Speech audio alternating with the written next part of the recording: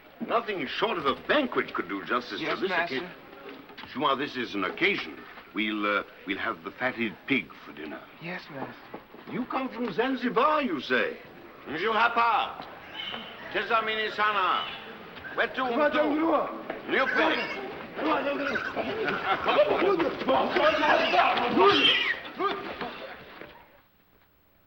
Now tell me, Mr. Stanley, were you sent here by the government or by the Royal Geographical Society? Neither. I was sent by the New York Herald. Newspaper? Your front page news, Doctor. The whole world has been wondering what became of you. There have been a dozen rumors about your death, even that you had married a native princess. But we'll settle all those rumors when I take you back, and alive. Then the only reason that you were sent here was to get news for your paper. That's right, Doctor.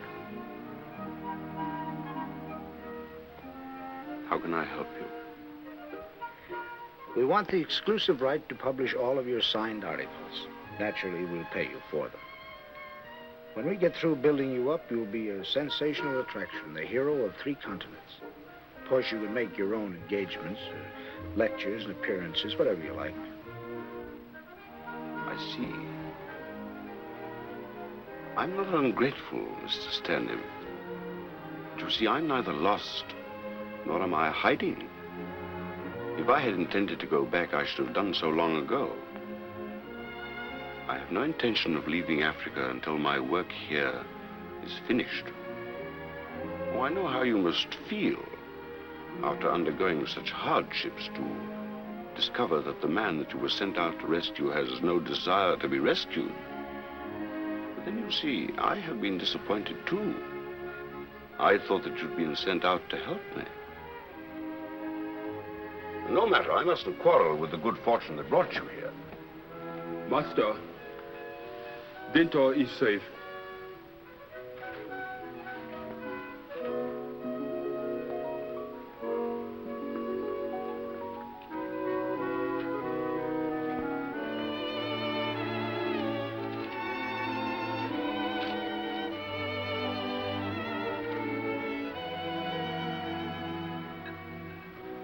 For the blessings and the bounties thou hast placed upon this table, Lord, make us truly grateful.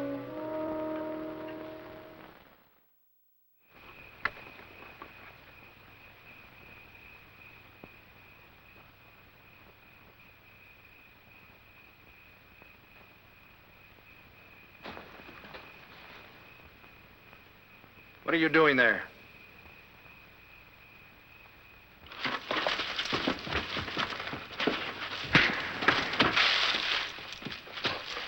You listen, Mama.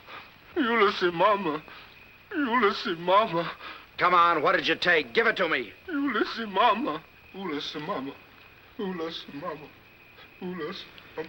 What has happened, Mr. Stanley? I caught him going through my baggage. From the fish about it. You struck him? Yes, of course.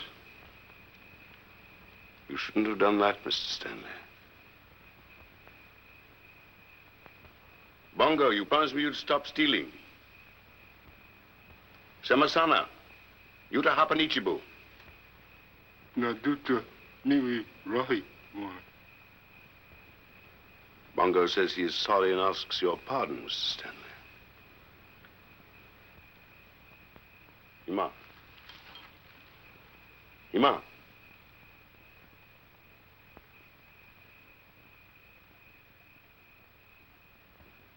Andaka.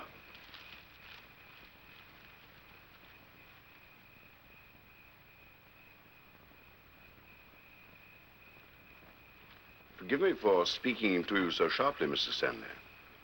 But you should never strike one of these simple people. They respond in kind to the treatment they receive. They know enough of brutality without white men teaching them more. Bongo is making excellent progress.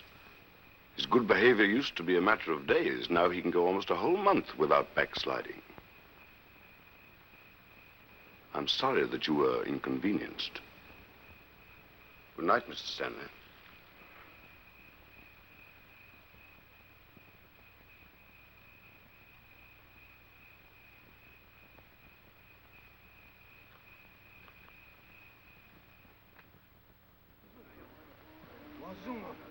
Like a mighty army moves the church of God.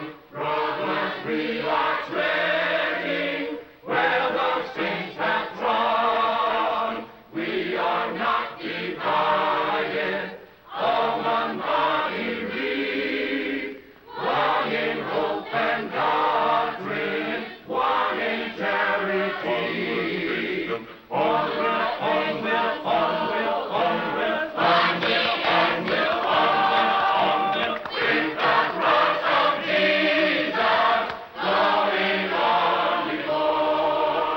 Onward, Christian soldiers, marching as to one, with the cross of Jesus going on before.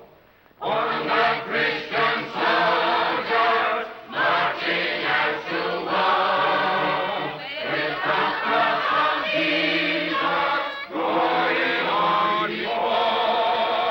Hell's foundations glimmer at the shout of praise. Brothers, lift your voices, loud your anthems raise. Onward, onward, onward, onward, onward, onward, onward, onward, with the cross of Jesus going on before. Splendid! Splendid! Good morning, Mr. Stanley. Good morning, Doctor. Hope our choir practice didn't disturb you. No, I enjoyed it. I've sent an escort for the rest of your caravan. Thank you. When you want your breakfast, just call Chuma. Thank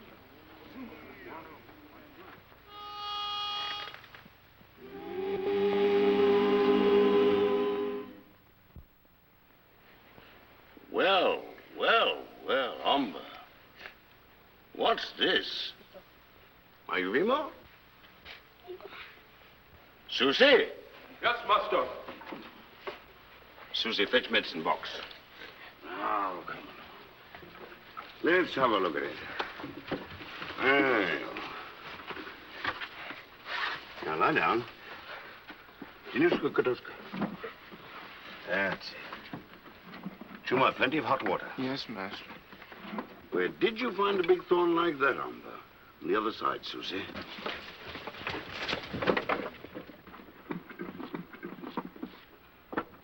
Ah, Mr. Stanley. Would you mind lending a little moral support? Gladly. Umber here is a soldier, but he's got a thorn in his foot. It's gone pretty deep.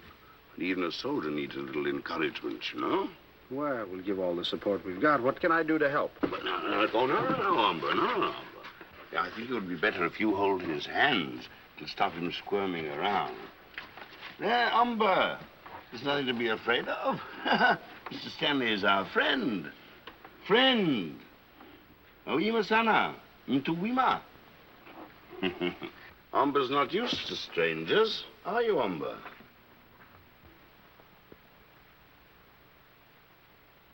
You see, in the language of his tribe, stranger and enemy are the same word. Disinfectant, Chuma.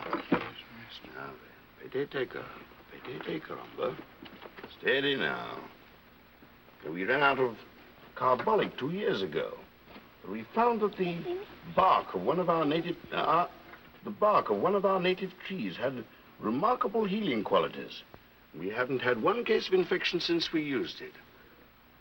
Steady now, Umber. Pete taker. Now then, let's see what we've got here. Ah, it's better.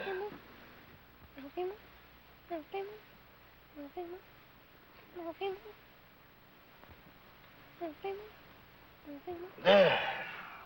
All over. Good boy, Umber.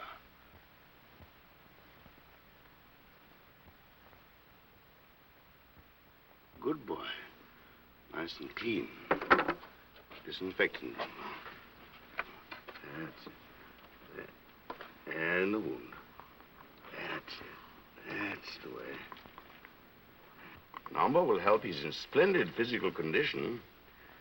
His father was a Manyima cannibal. If Umber hadn't come to live here, his teeth would have been filed by now. They're fine people, the Manyema, in many ways. strict sense of honor, magnificent physical specimens. They have a great capacity for leadership.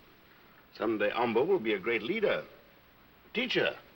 Now keep the bandage on or you'll get dirt in the wound. Very proud of Umber. He has real talent. From what I've seen of Africa, I'd say you've got a job on your hands. Oh, it's much the same in any new country. How do you suppose America looked to the first settlers who saw it only as an unknown wilderness teeming with hostile savages? Well, that's our trouble here in Africa. Thank you, Truman. Susie, bring my map case. Yes, master. White men have seen Africa only through the eyes of ignorance. And that means through the eyes of fear. You're a newspaper man, Mr. Stanley. You know something of human nature.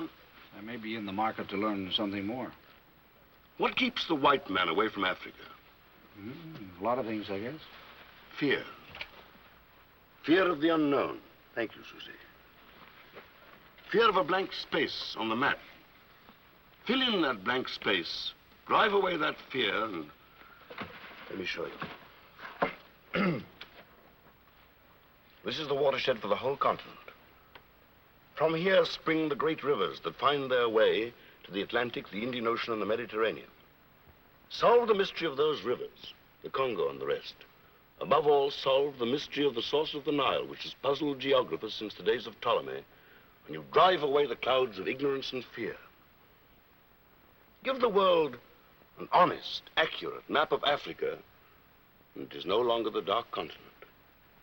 Then others will come, not only missionaries, doctors, teachers, pioneers. They will bring civilization, drive away the slave trader, and spread word of the brotherhood of man in a continent which never before in all its history has heard one single syllable of kindness or hope. Well, I must say, Dr. Livingstone, you're not exactly my idea of a missionary. Mine is a much maligned profession.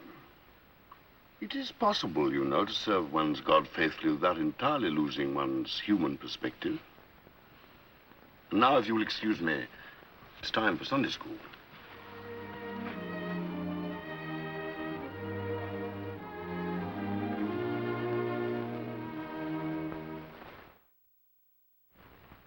I have persuaded Dr. Livingstone to take me with him on a visiting trip around what he calls his parish.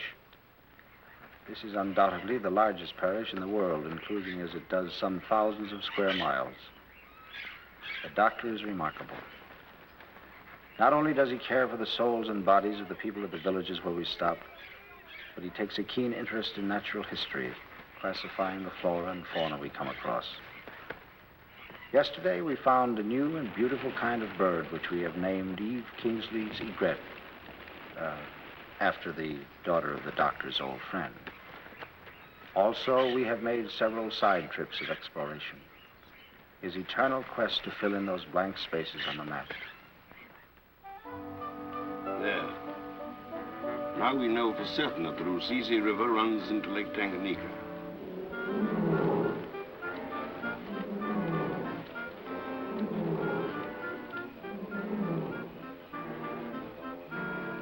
That lion's getting mighty inquisitive. Well, he won't come near so long as the fire is burning. Guess I'll go out and see if they keep it burning good and bright. Are we moving on in the morning? Yes. There are rumors of an Arab slave raid in Wyoming Territory, to the north.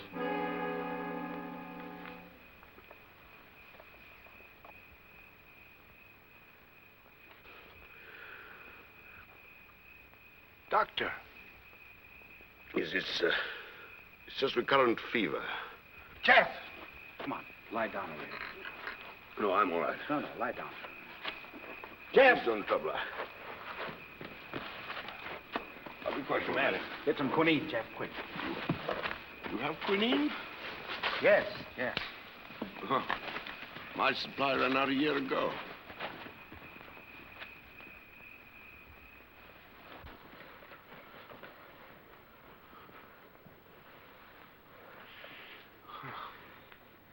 You never told me you had had fever. I haven't had an attack for some months now. I suppose it's in the bones. Well, I know one thing, Doctor. When I leave Africa, you're going with me. No, my son. If I left here, I should never come back. This is my life. My work. I shall stay here until I die. We are returning to Ujiji. Never in my life have I known a man so uncomplaining. Even though he is racked with fever, he is already planning his next expedition, his next achievement. I thank God I have been permitted to know him.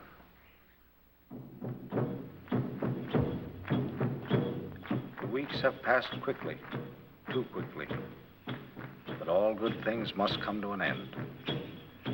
Tomorrow, Jeff and I are leaving on our return journey to the coast, and all Ujiji has turned out for a farewell party in our honor.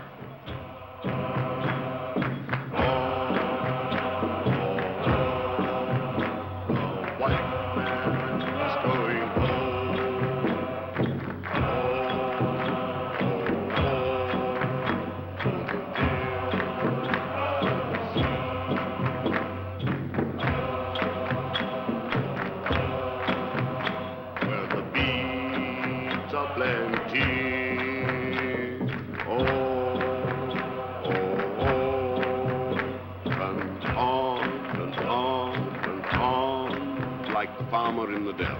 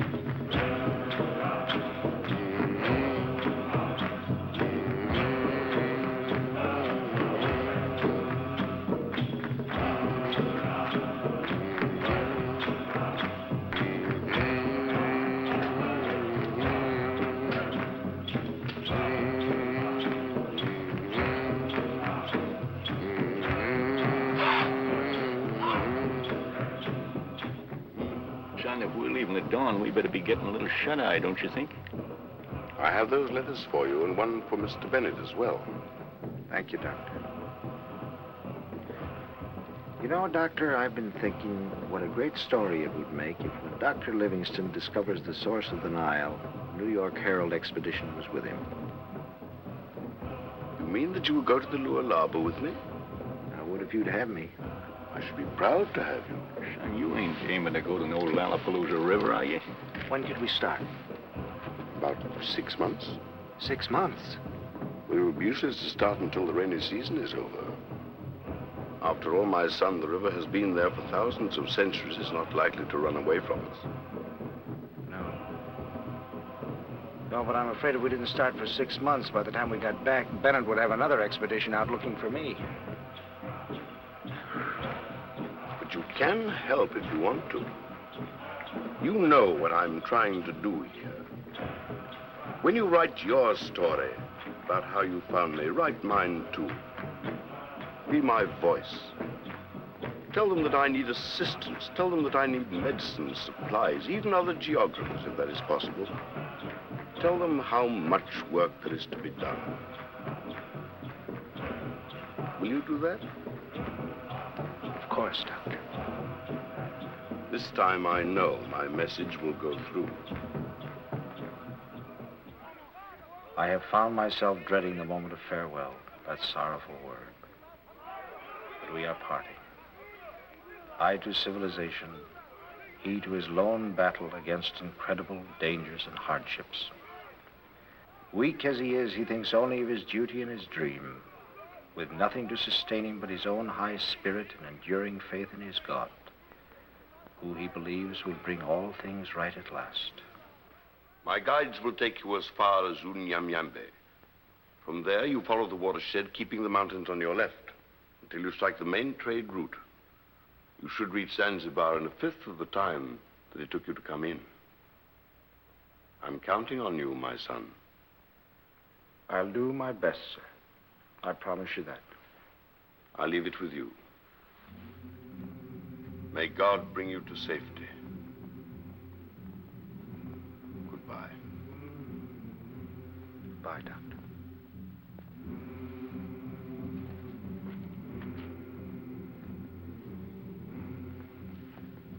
Oh, Doctor, I almost forgot. Would you give this to Bongo if you think he'd like it? I'm sure he will be most grateful. Thank you.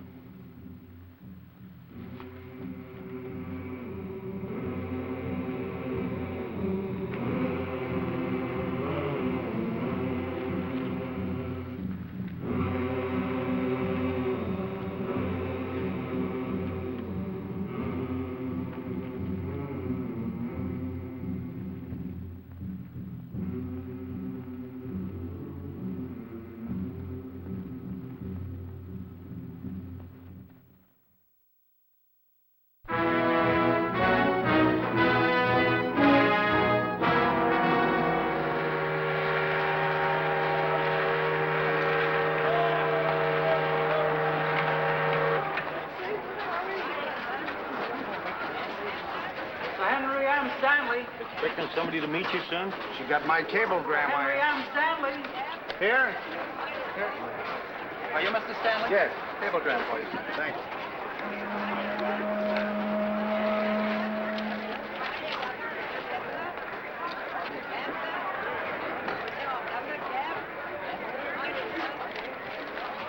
You know, dear.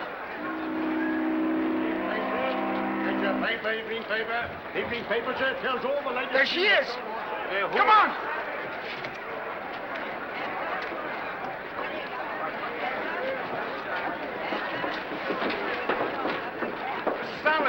Mr. Stanley. I'm from the Times. The Observer, Mr. Stanley. Oh, Mr. Livingstone. Gentlemen, I'll give you my story later.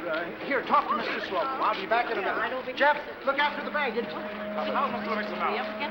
How's the trip? Eve. I beg your pardon. I mean Miss Kingsley. I beg your pardon, old man. You mean Mrs. Tice. Congratulations. I knew you'd do it. Thanks. What have you done about your luggage? Jeff's looking after it. Oh, Slocum. Well, you get inside and talk to Eve, and I'll help him. We're putting you up, you know.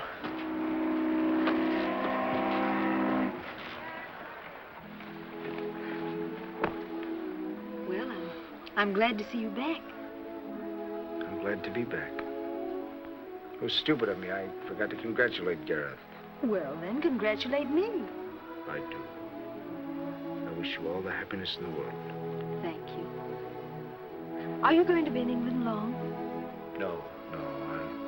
Just long enough to take care of some business for Dr. Livingstone. Oh, you say that so casually. As if it weren't the most wonderful thing that ever happened, finding him. But Gareth and I were sure you wouldn't fail. I had help. There were times when I nearly turned back. But something, I can't explain to you what it was. Something kept me going ahead. It was an inspiration that never failed me. You've changed. Yes, I've been wondering what it is about you that reminded me of someone. Now I know who it is. It's Dr. Livingstone. Dr. Livingstone? Yes. You have that same look about you. No, I'm afraid you're imagining things. I haven't changed. I'm still a reporter waiting for his next assignment.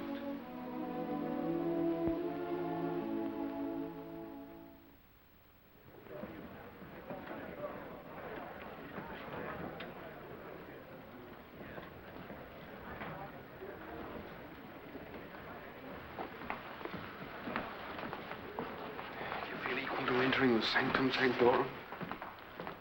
Sir John? Oh, young Tice. Let me handle this. There's nothing I enjoy more than a good whack at the seats of the mighty. Sir Oliver? Yes? Oh, yes, Tice. Forgive me for intruding, sir, but I feel this is truly an historic moment. Sir Oliver French, I have the great honor to present the man who found Dr. David Livingstone. Mr. Stanley, I presume. Yes, sir, I'm Stanley. Mr. Stanley, this is Mr. Vane. How do you do, sir? How do you do, sir? Permit me to congratulate you upon your incredible accomplishment. Incredible, perhaps, but nonetheless accomplished. If we seem a bit hesitant to accept Mr. Stanley's story at its face value, please don't think we... I know, you want the proof. Mr. Stanley has it. Has he? Mr. Stanley. Lord Tice? Did I understand my son to say you have proof that you found Dr. Livingstone? Yes, sir. I have the documents here.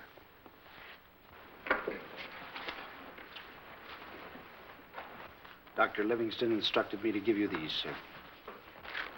Mm-hmm. An imposing mass of evidence, I must say. If it was compiled by Dr. Livingstone. Oh, Father, for heaven's sake, be reasonable.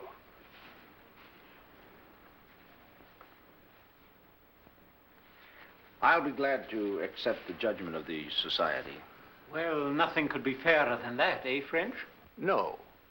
Very well, Mr. Stanley.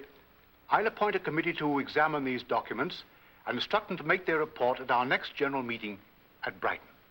Thank you, sir. I'm certain, Sir Oliver, that the meeting will be one long remembered by all of us. I'm certain it will.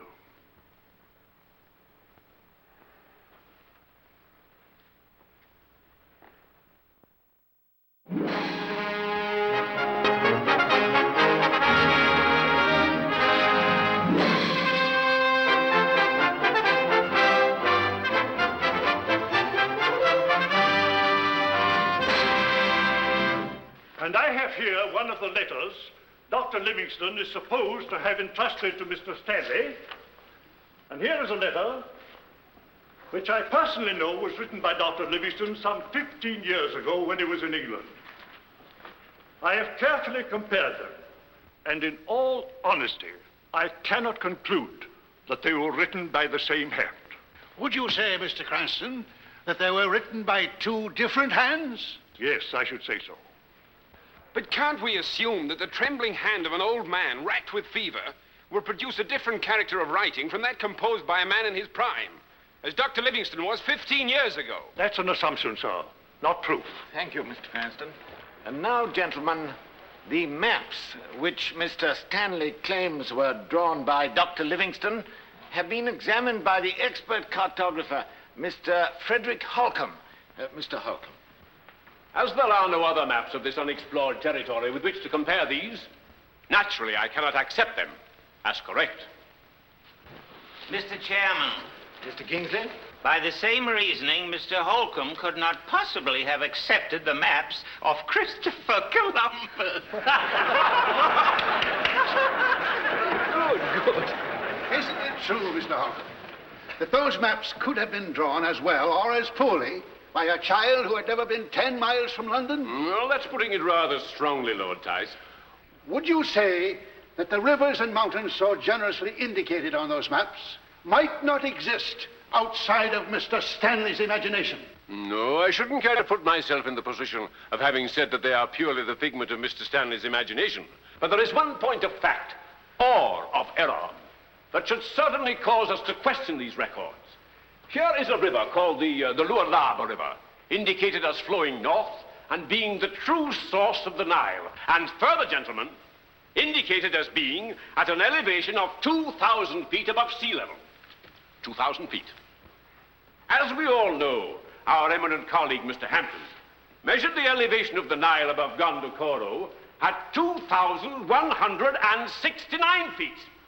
Therefore, it seems, if we are to believe these records, that we must also believe that water could flow over 700 miles uphill.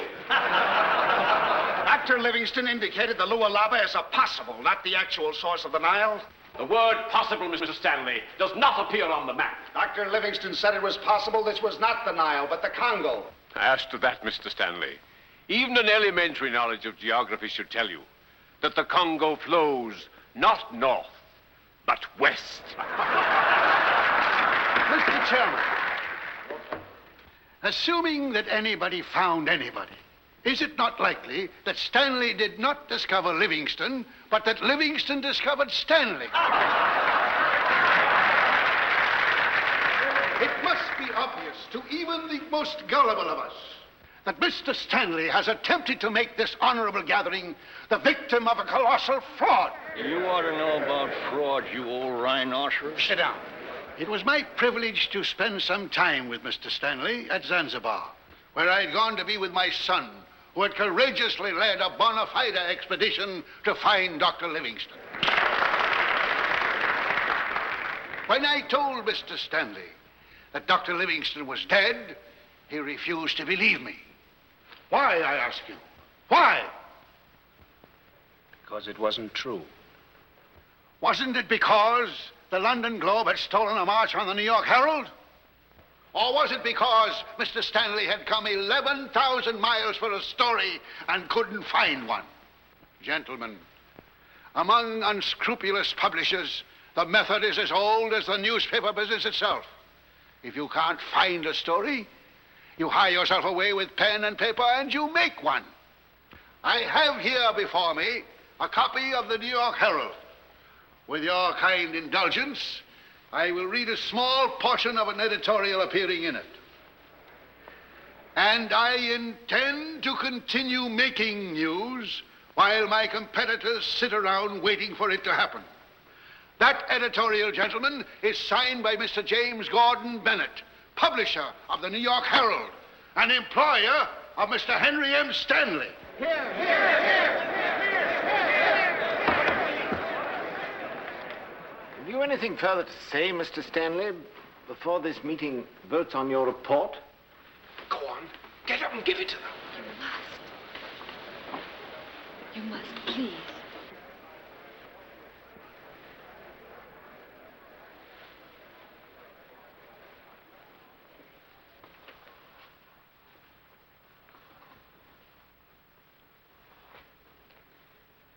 Mr. Chairman,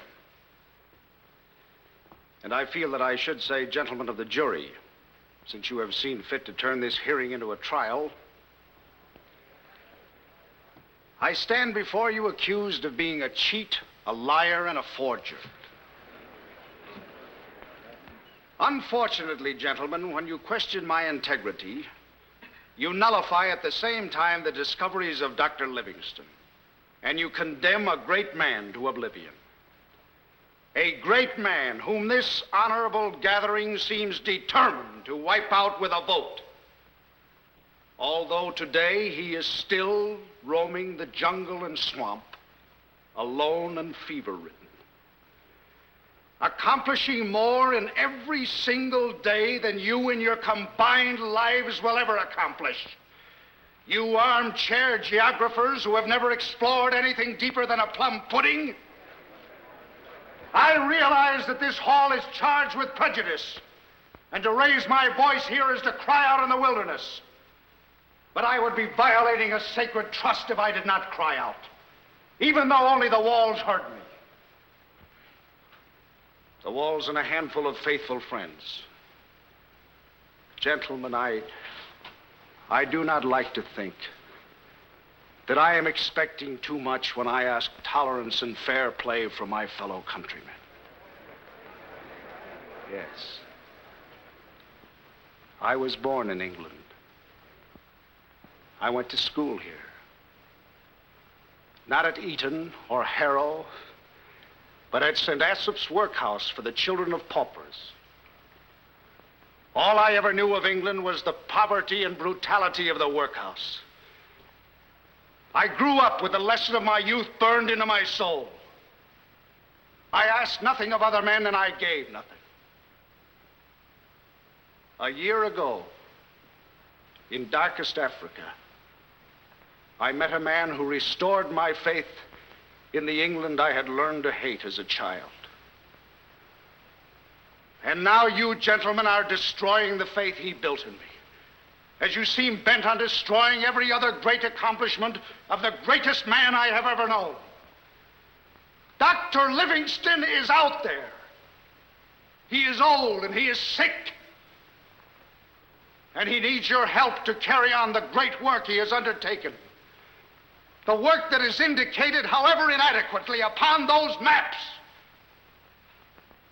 Reject those maps, withhold your aid, and you destroy. Reject those maps and you close Africa for generations to come. Reject those maps, gentlemen, and you break faith with the greatest geographer and one of the greatest men of our times.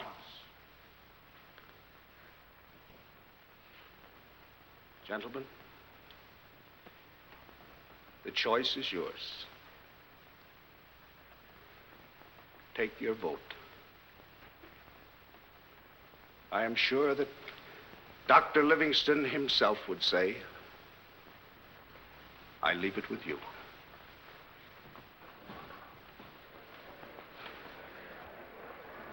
Oh, that was glorious.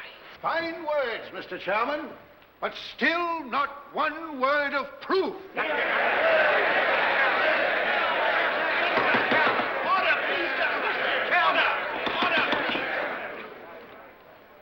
Sir Henry Forrester, I move that this meeting go on record by putting Mr. Stanley's report to a vote.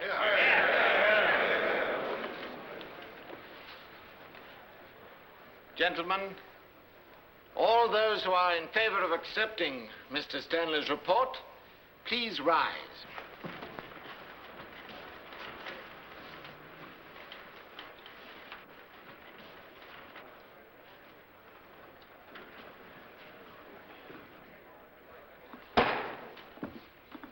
All those who are opposed to accepting Mr. Stanley's report, please rise.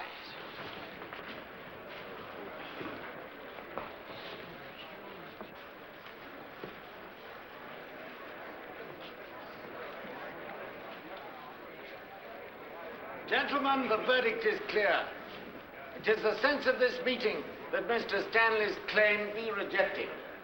The chair will entertain a motion. Sir John! Sir John Gresham! Yes, what is it? A message from brothers.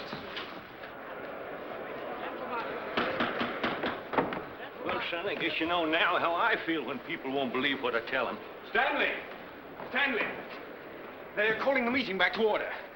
What of it? Something's happened. We'd better go back. Come on. I've just received a communication from London which I feel is of the utmost importance. I will read it to you without comment. It is from Lord Bellhampton and is addressed to me. Sir, a message has just been received from Zanzibar. The body of Dr. David Livingstone has been brought to the coast by native bearers. Dr. Livingstone died several months ago on a journey to the Lualaba River. That is not all, gentlemen. The letter goes on.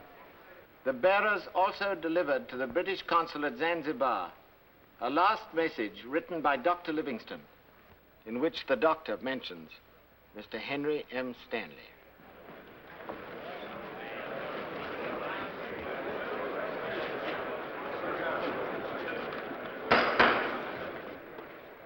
The following message contains Dr. Livingstone's last request and is addressed to Mr. Stanley.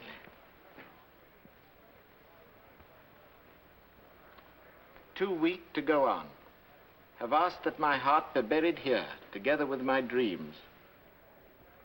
My son, the torch has fallen from my hand.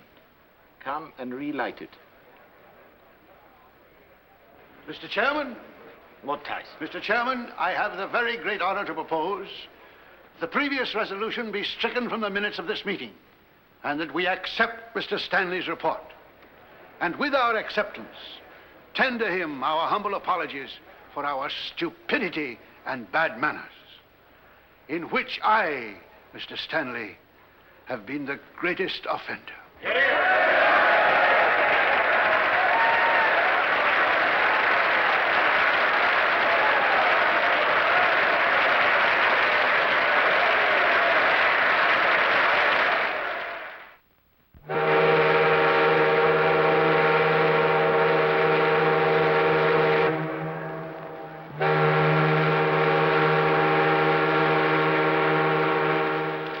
We had some things sent down, and I want to see if they've put them in your cabin. Mr. Henry and Stanley. Here, boy. Stanley? This is Mr. Stanley. I'll be back. Stanley? Thank you. Excuse me.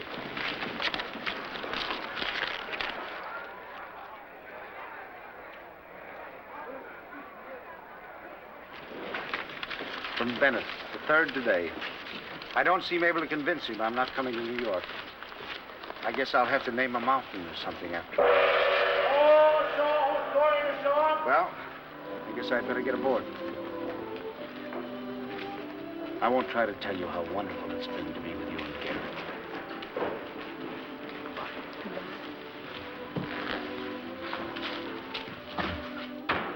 You see, I was right. I wasn't imagining things. You are going to follow in Dr. Livingstone's footsteps. No man alive could hope to follow in his footsteps.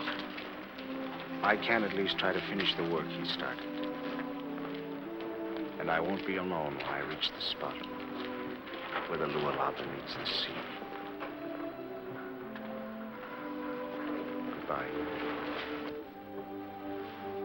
Goodbye, Henry. God bless you.